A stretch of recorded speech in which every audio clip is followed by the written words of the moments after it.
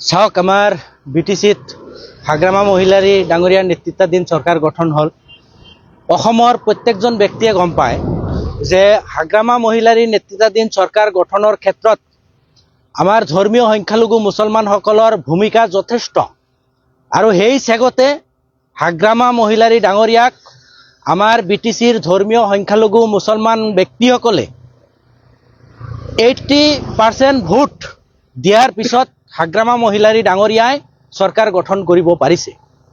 আমি পূৰ্বতে হাগ্ৰামা মহিলাৰী ডাঙৰীয়াৰ আমি দাবী উত্থাপন কৰিছিলোঁ যে কমচে কম দুজনকৈ ইএম আমাৰ ধৰ্মীয় সংখ্যালঘুৰ পৰা নিয়োগ কৰিব লাগিব। কিন্তু দেখা পালোঁ আমি যে বিজেপিৰ লগত মিলি চৰকাৰ গঠন কৰিলে আমাৰ মাত্ৰ এজনকহে ইএম হিচাপে তেওঁলোকে নিৰ্বাচিত কৰিলে। তাৰ পিছত আমি দেখা পাইছোঁ যোৱা 5 তাৰিখে অৰ্থাৎ যোৱাকালি আমি ছ'চিয়েল মিডিয়াত দেখা পালোঁ বিটিচিৰ যিটো সৰ্ববৃহৎ যিটো বোৰ্ড বুলি কয় CSB বোৰ্ড, যি বোৰ্ডৰ জৰিয়তে নেকি চাকৰি বাকৰি এই বোৰ্ডৰ জৰিয়তে দিয়া হয়। আমি দেখা পাইছোঁ যে সেই বোৰ্ডখন যে তেওঁলোকে গঠন কৰিছে হাগ্ৰামা মহিলাৰী নেতৃত্বাধীন বিটিচি চৰকাৰে 11জনীয়া বোৰ্ড গঠন কৰিছে। তাৰে ভিতৰত আমি দেখা পাইছোঁ আমাৰ ধৰ্মীয় সংখ্যালঘু মুছলমান ব্যক্তি কোনো এজন ব্যক্তিৰ নাম সেই বোৰ্ডত এই মেম্বাৰ হিচাপে তেওঁলোকে নিয়োগ কৰা নাই।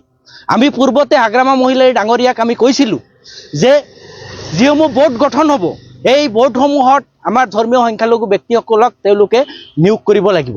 কিন্তু দেখা পাইছোঁ এতিয়া হাগ্ৰামা মহিলাৰী ডাঙৰীয়াক আমাৰ এই জনগোষ্ঠীৰ ফালৰ পৰা হিয়া উজাৰি ভোট দিয়াৰ পিছতো আমাৰ এই জনগোষ্ঠীটোক তেওঁ বঞ্চিত কৰিব বিচাৰিছে তেখেতে। এই ক্ষেত্ৰত আমি আমচুৱে গৰিহণা দিছোঁ আৰু ধিক্কাৰ জনাইছোঁ।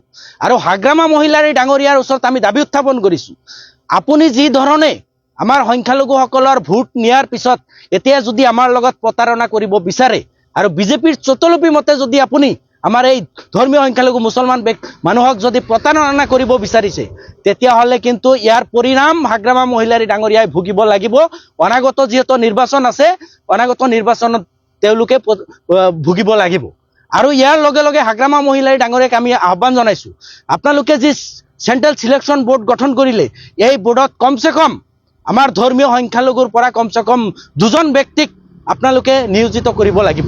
আৰু যদি নকৰে তেতিয়াহ'লে হাগ্ৰামা মহিলাৰী ডাঙৰীয়াৰ বিৰুদ্ধে বিটিচিত BPF চৰকাৰৰ বিৰুদ্ধে আমি গণতান্ত্ৰিকভাৱে প্ৰতিবাদ কৰিম আৰু ৰাজপথত মানুহ ওলাই আহিব। আৰু ওলাই এই কাৰণেই নাহে, হাগ্ৰামা মহিলাৰী ডাঙৰীয়াৰ প্ৰতি আমাৰ বিশ্বাস আছিল কাৰণেই আমি ভোট দিছিলোঁ। আৰু যদি আমাক প্ৰতাৰণা কৰে নিশ্চয় মানুহ ৰাজপথত ওলাই আহিবলৈ কুণ্ঠাবোধ নকৰে। সেইকাৰণে আমি দাবী উত্থাপন কৰিছোঁ অতি সোনকালে সেই বোৰ্ডখন ভংগ কৰিব লাগে আৰু আমাৰ ধৰ্মীয় সংখ্যালঘুৰ পৰা কমচে কম 2জন মানুহক কমচে কম নিয়োগ কৰাৰ ব্যৱস্থা কৰিব লাগে।